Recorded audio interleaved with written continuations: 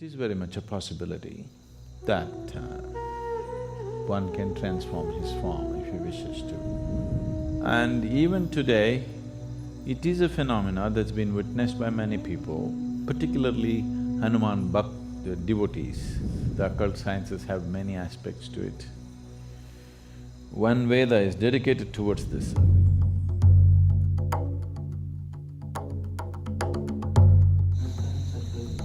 From childhood, I used to hear about Hanuman. About what? Hanuman. Hanuman. He used to take giant forms whenever he wanted. He used to fly. He used to have very small, he used to emphasize his body to smaller size. Was it real or just any fictionary or symbolic,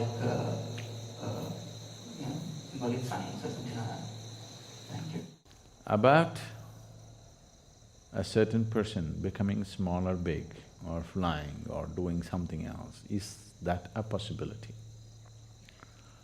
Very much a possibility, very much a reality.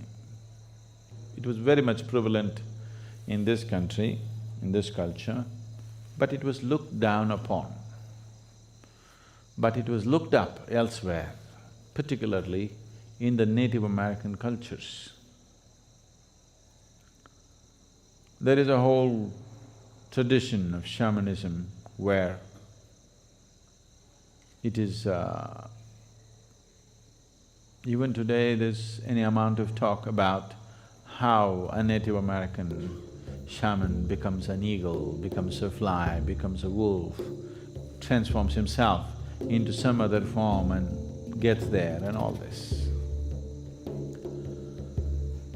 So these are not just stories, it is very much a possibility that one can transform his form if he wishes to.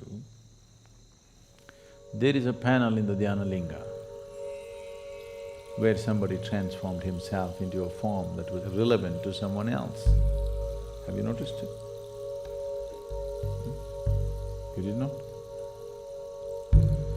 So, about people taking on the forms that they wish according to the convenience is not a new thing or it's not an unheard of thing. Almost in every part of the world it is there. Particularly it is being publicized in a big way about the North American and South American shamans these days, about shamans becoming eagle and becoming wolf. These two forms are very common for them. That was not unheard of here, but it was looked down upon in this culture. There it is being looked up to because this is not spirituality, this is occult. Here, our occult scientists, I call them scientists because they are that kind, they don't bother to convert themselves into a bird or an animal because the risk. There is a beautiful story about… what's the name of this sage who swallows the… You know whom I'm talking about? Ashwini Kumaras, and they went to him to learn this Shuklacharya. Yeah, he took the form of a horse, is it? Ashwini Kumaras took the form of horse and he swallowed what? Shuklacharya, I think. So, there's a whole big story which is maybe a kind of a branch out from Mahabharata, it's more from Krishna Avtara kind of thing. So there are any number of historical events like that but that was considered crude way of doing things because when you take on the form of something else, this body has to be preserved and it can always be misused. So, there have been incidents where somebody left his body here in some safety and let's say became an eagle and flew for some time.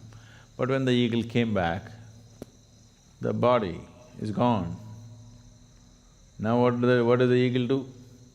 A eagle comes and sits here and says, I am a yogi. pathetic state, isn't it? Because you cannot fly, you think being an eagle is a big thing. Being an eagle is not a big thing. Though he flies high, he's only looking down all the time. It's better to sit here and look up rather than go up and look down. Really. So, here, the occult scientists evolved other kinds of methods. That is, they themselves do not take on other forms. They pick other forms and make the forms work in a certain way. They will take a certain animal. Usually, one thing that is heavily used is a chicken. Oh, you think that's a waste, huh? So, they will release the chicken has to be young and vibrant chicken, uncooked. So, release the chicken's life and use that life form to do certain things for you. Rather than you taking on the chicken's body, you make that chicken do things controlled by remote-controlled chicken, all right? A remote-controlled chicken is better than you becoming a chicken, isn't it? Because you becoming a chicken, there is a risk. You left your body and you went out as a chicken and tried to do something and you've become somebody's tandoori.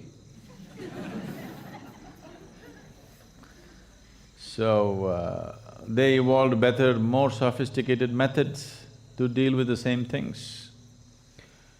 Is that possible? Hanuman becoming small, big, very much possible. And even today, it is a phenomena that's been witnessed by many people, particularly Hanuman devotees. Change of form is a very common thing among the devotees of Hanuman even today, because that is the trend he set. Hanuman is a superman. Okay, a little bit of tail and facial features, the rest is Superman. He is a Superman. His strength is his devotion. The devotion in his heart is so strong. Because of that, he stood out shining, because of his sheer devotion. So, even if you happen to be a monkey, if you're a devotee, you can transcend your monkeyness and become something phenomenal. That's the story of Hanuman. It works even if you happen to be a donkey.